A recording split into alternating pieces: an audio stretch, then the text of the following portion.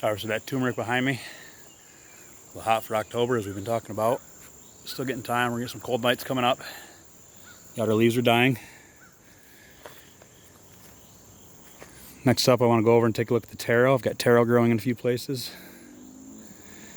I didn't give it much sun. I put it in really shady, wet areas, so it didn't get real big, but I think it gives a lot of root. Let's go have a look. Okay, behind me is one of the small taros I put in here. I got them in a little late. Didn't pay them a lot of attention. Super shaded out by these other plants, but still looks like we've got a decent harvest off this one and the other one. You saw that monarch. Talking about stacking and packing, we got Jerusalem artichokes, amaranth, lilies, comfrey down front. Must be a potato that we missed coming back this fall. We grew potatoes in here this year. Had strawberries up through here. This fig plant here. Chayote squash, South American squash, growing up that, using it for a trellis.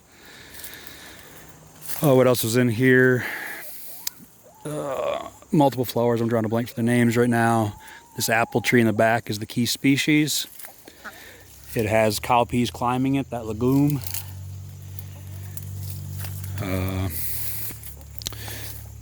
Gooseberries on the other side, another fig, a plum, strawberries all around the base, lots of comfrey and clover mixed in to bring those nutrients. And this one small taro plant here. Like I said, I got it in late. It's fighting with some mint here. I'm gonna pull this out, we'll have a look. See what I got, see what we got.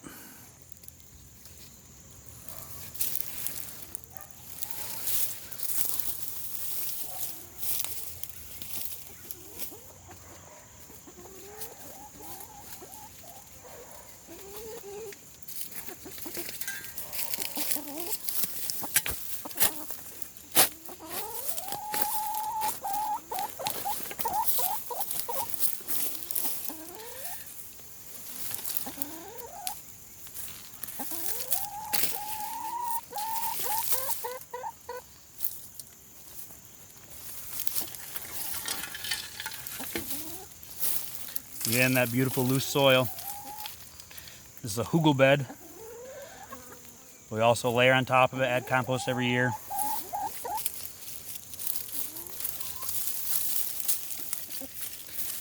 Not a huge harvest. It's our first year of it. Got it in late, didn't pay it a lot of attention. Left it in the shade here under these other trees. I'll try to transplant this and save it. Let's go look at the other one. Got another small one. You guys all helping out, are you?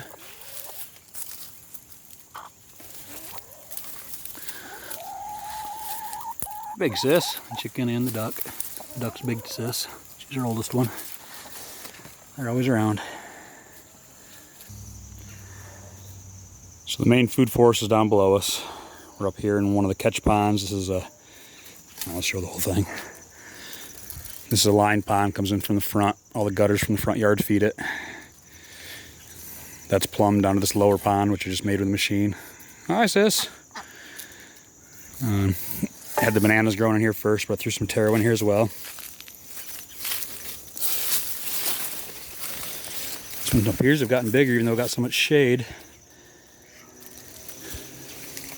I mean, it really got no sun in here.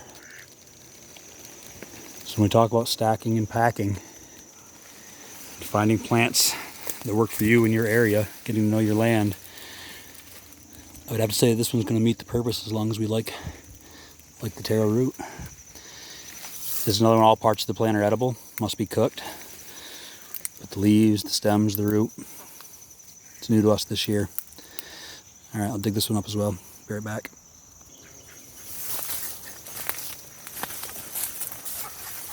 Hi guys. I'm digging down here with the shovel. You mentioned the shovel and the ducks will show up. Don't know we're digging.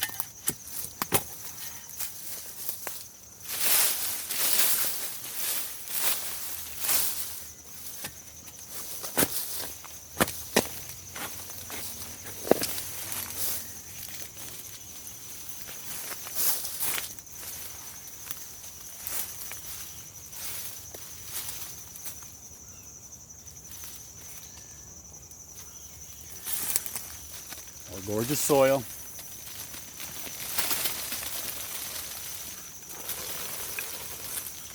Leaving that organic matter.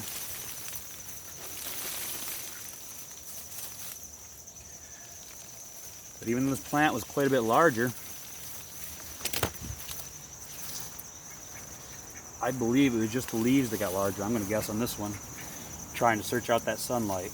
We really didn't get that much root off of this one, and they're all smaller. But growing over here in the shade, out of the way, taking up almost zero extra space because it's just an unused area, we're happy for it. Look who showed up. I told you, as soon as they know the shovel's out. What are you doing? What are you eating in there? What are you eating in there? You gonna bite me? So we got this one.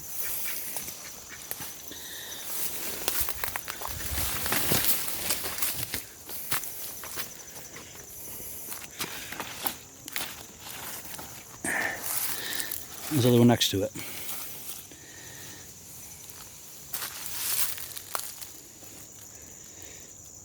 Not a great harvest, but first year we grew it, both in out of the way spots, not taking up any room. Sure, not liking the plant itself taste-wise. I see this becoming a permanent member. All right, see ya.